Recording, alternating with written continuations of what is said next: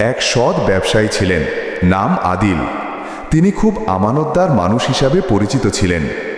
একদিন বাজার থেকে ফেরার পথে তিনি রাস্তায় একটি ভারী থলে পেলেন।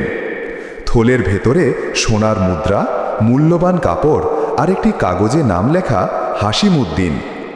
আদিল থলেটা হাতেই নিয়ে বললেন, এটা নিশ্চয়ই কারো পরিশ্রমের জীবনভর সঞ্চয়। এটা ফেরত না দিলে আমার রিজিক হারাম হয়ে যাবে। তিনি বাজারে, রাস্তার মোড়ে, এমনকি মসজিদের উঠোনেও দাঁড়িয়ে ঘোষণা করলেন, কেউ কি হাসিমুদ্দিন নামে কাউকে চেনেন? কিন্তু কেউ পেল না। 3 দিন পর এক বৃদ্ধ কাঁদতে কাঁদতে বাজারে এসে বললেন, আমার সব সঞ্চয় হারিয়ে গেছে।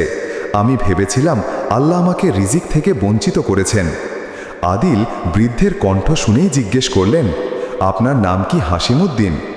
বৃদ্ধ অবাক হয়ে বললেন, হ্যাঁ, আপনি কিভাবে জানলেন? আদিল থলে এগিয়ে দিয়ে বললেন, এটা আপনার। আল্লাহ শুধু পরীক্ষা করেছিলেন, চুরি করব কি ফিরিয়ে দেব। বৃদ্ধ থলে বুকে ধরে কাঁদতে কাঁদতে বললেন, বাবা, মানুষ যেমন পরীক্ষায় পড়ে তেমনি মানুষও মানুষের জন্য পরীক্ষা।